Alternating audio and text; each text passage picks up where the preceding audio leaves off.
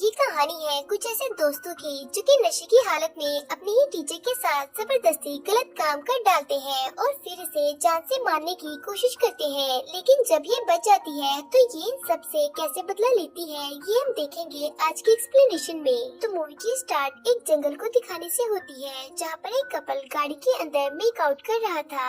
अब जैसे ये लड़का इस लड़की के साथ इंटीमेट होने जाता है तो तभी ये इसे रोक देती है और कहती है कि हम शादी से पहले ये सब नहीं कर सकते।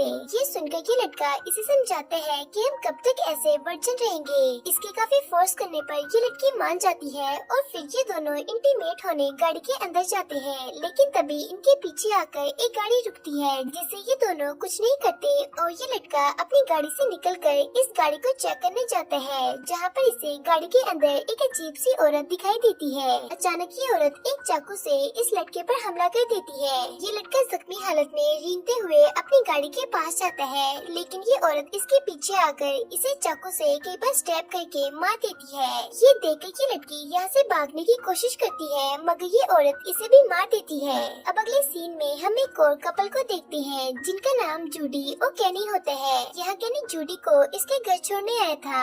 जूडी के घर पहुंचकर कैनी इसे किस करने का बोलते हैं तो जूडी इसे मना कर देती है जिससे कैनी को गुस्सा आ जाता है। दरअसल ये दोनों एक साल से रिलेशनशिप में थे और अभी तक ये दोनों एक बार भी इंटीमेट नहीं हुए थे।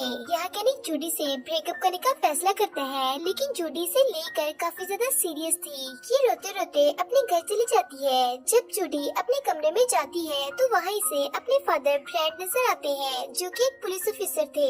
ये जूडी से लेट आने की वजह पूछते हैं तो जूडी इन्हें झूठ बोलती है कि ये अपनी फ्रेंड की बर्थडे पर गई थी। इसके फादर इस पर काफी गुस्सा करते हैं और कहते हैं कि तुम टाइम से घर आया करो। रात को फ्रेंड के पास इसकी टीम की कॉल आती है जो कि इसे जंगल में आने का बोलती है। अब अगली सुबह फ्रेंड जंगल में जाते हैं तो वहाँ इसकी टीम इसे उसी कपल की डेड बॉडी दिखाती है जिसे कल रात उस औरत ने मारा था।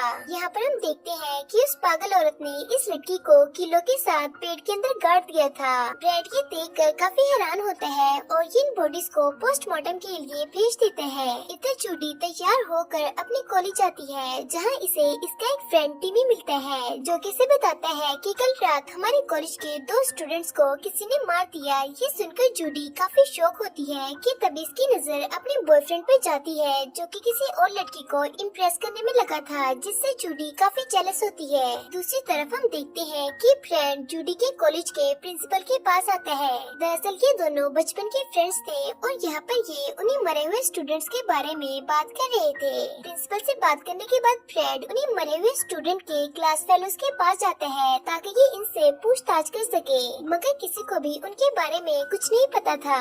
यहाँ पर हम एक टीचर टॉम को देखते हैं जो कि इन स्टूडेंट्स के मरने से कुछ ज्यादा ही दुखी लग रहा था। अब रात हो जाती है और हम उसी साइको लेडी को देखते हैं जो कि अपने अगले शिकार की तैयारी कर रही थी। ये लेडी एक स्टूडेंट के घर जाती है और इसके दरवाजे पर नॉक करती है। अब आवाज सुनकर ये लड़की दरवाजे के पास आती है और इससे इसका नाम पूछती है तो ये अपना नाम लॉली बताती है। अब इसका नाम सुनकर ये लड़की जैसे ही दरवाजा खोलती है तो ये औरत इस पर हमला करके इसे मार देती है। थोड़ी देर बाद इस लड़की के पेरेंट्स घर पर आते हैं और जैसे ही ये अपनी बेटी की लाश देखते हैं तो ये पुलिस को फोन कर देते हैं। यहाँ ब्रैंड भी आता है और ये नोटिस करता है कि वो किलर अपने शिकार को मारने के बाद इसकी बॉडी पर वर्जिन लिख देती है और पिछली बार जिस लड़की को इस किलर ने मारा था वो भी वर्जिन ही थी। अब इस बात से हमें ये पता चलता है कि ये किलर सिर्फ उन्हीं स्टूडेंट्स को मारता है जो कि वर्जिन होते हैं। ब्रैंड यहाँ से सीधा अपने घर जाता है और जूडी के पास जाकर इससे पूछता है कि क्या ये अपने बॉयफ्रेंड के साथ इंटीमेट हुई है, तो इस पर जूडी कहती है कि वो बस उसके साथ मेकआउट हुई है। यहाँ ये जूडी को परमिशन देता है कि अगर ये चाहे तो अपने बॉयफ्रेंड के साथ इंटीमेट हो सकती है और ऐसा कहकर ब्रैंड यहाँ से चला जाता है। अब अगले दिन कॉलेज के अंदर एक मीटिंग रखी जाती है जहाँ पर सभी बच्चों के पेरेंट्स को बुलाया जाता है।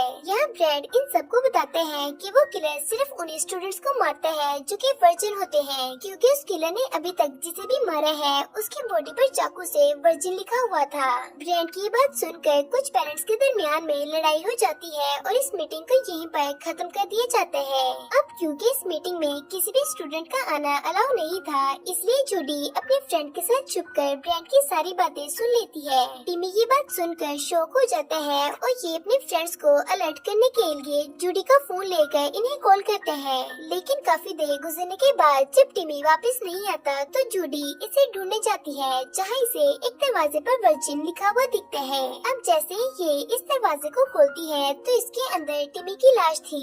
यहाँ अचानक वो लेडी जूडी पर हमला कर देती है, जिससे जूडी अपनी जान बचाकर यहाँ से भागने लगती है, मगर रास्ते में वो इसे पकड़ लेती है और एक नाइफ से इसकी बॉडी पर वर्जिन लिखने वाली होती है कि तभी जूडी उल्टा इसी पर अटैक करके इसे बेहोश कर देती है। इसके बाद ये भागते हुए ब्रैंड के पास जाती है और इसे ये सब कुछ बता देती है। जब ये उस किलर को देखने जाता है तो वहाँ इसे कोई भी दिखाई नहीं देता।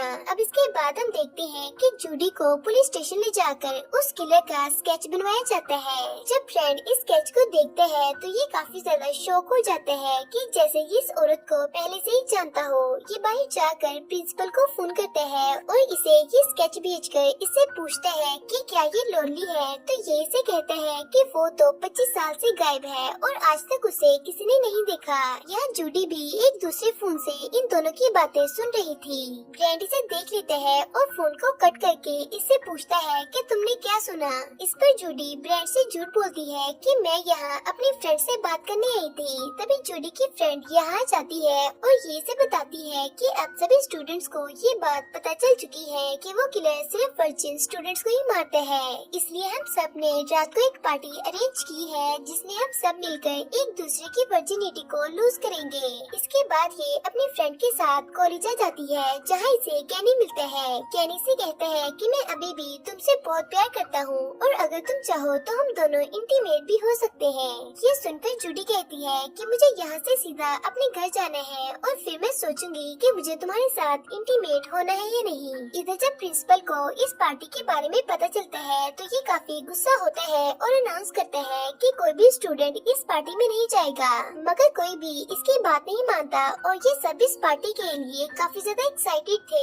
दूसरी तरफ हम जूडी को देखते हैं जो कि लोली के बारे में जानना चाहती थी। ये अपने घर आकर अपनी मॉम से उसके बारे में पूछती है। इसके जिद करने पर इसकी मॉम इसे बताती है कि आज से 25 साल पहले एक लड़के की गाड़ी जंगल के पास खराब हो गई थी और इसी बात का फायदा उठाकर 4 स्टूडेंट्स ने नशे की हालत में उसके साथ जबरदस्ती की और फिर इसे मरने के लिए वहीं पर छोड़ दिया, जिसके बाद से उसका कुछ भी पता नहीं चला।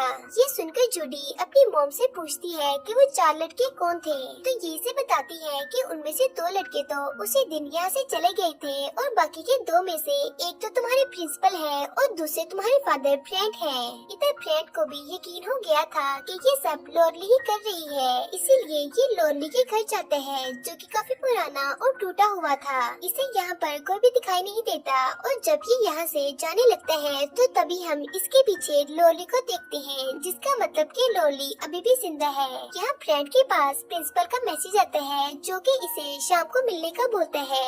ये शाम को प्रिंसिपल से मिलने इसके घर जाता है, जहाँ पर इसे इसकी लाश नजर आती है और तभी कोई पीछे से फ्रेंड को भी मार कर बेहोश कर देते हैं। दूसरी तरफ हम देखते हैं कि स्टूडेंट्स की पार्टी चल रही थी और यह पुलिस भी आई हुई थी ताकि ये इस किलर को पकड़ सके। इस पार्टी में कैनी भी होता है जो कि एक लड़की के साथ इंटीमेट होने वाला होता है कि तभी से जूडी की याद आती है और ये इस पार्टी से चला जाता है। इधर हम उसी टीचर टॉम को देखते हैं जो कि एक बड़े से बॉक्स को खींचकर नीचे बेसमेंट की तरफ ले जा रहा था। तभी यहाँ से मिलने जूडी आती है और ये इसे ले जाने में इसकी मदद करती है। जूडी को इस बॉक्स में से किसी इंसान की आवाज सुनाई देती है और जैसे ही ये इस बॉक्स को खोलती है तो इसके अंदर हम ब्रैंड को देखते हैं। इससे पहले कि ये कुछ समझ पाती टॉम इसे भी मार कर बेहोश कर देते हैं। अब यहाँ पर हमें पता चलता है कि वो किलर कोई और नहीं बल्कि ये टीचर है। इसके बाद जब जूडी को होश आता है तो वो खुद को बंधा हुआ देखती है। यहाँ ये टीचर फ्रेंड से कहता है कि तुम अपनी बेटी को अपनी सच्चाई बताओ कि तुमने 25 साल पहले क्या किया था। तो इस पर जूडी कहती है कि मैं सब कुछ जानती हूँ।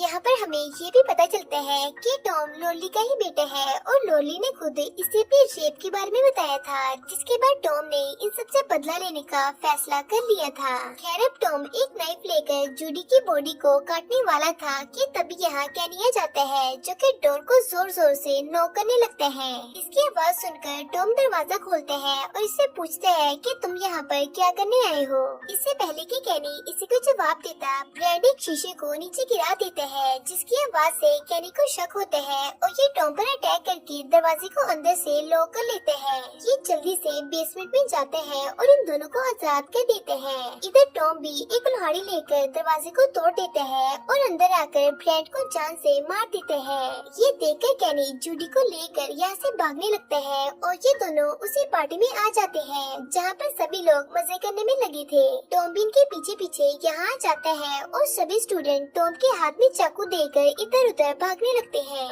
यहाँ टॉम कैनी पर हमला करके इसे भी मार देते हैं और अब ये जूडी को मारने के लिए इसकी तरफ बढ़ते हैं। जूडी अपने फादर की मौत की वजह से काफी सदमे में थी और ये टॉम को खिड़की से नीचे धक्का दे देती है, जिससे लकड़ी का एक टुकड़ा इसकी बॉडी के आर पार हो जाता है। यहाँ सबको लगता है कि शायद ये मर गया और जैसे ही ये इसके पास जाते हैं तो ये एक स्टूडेंट पर हमला कर देते हैं, लेकिन तभी यहाँ एक लेडी ऑफिसर आकर इसे काफी बार शूट करती है, जिससे फाइनली इसकी मौत हो जाती है। अगली सुबह पुलिस जूडी और इसकी मॉम से इन्वेस्टिगेशन करती है और इससे पूछती है कि आखिर उस किलर ने फ्रेंड को क्यों मारा, तो जूडी से कहती है कि वो इस बारे में कुछ नहीं जानती। अब क्योंकि पुलिस के पास इनके खिलाफ कोई भी सबूत नहीं था, इसलिए इन दोनों को जाने देते हैं। जैसे ही जूडी यहाँ से निकलती है तो ये सड़क पर लॉली को देखती है, जो कि अचानक से गायब हो जाती है और ये मूवी भी यहीं पर खत्म हो जाती है।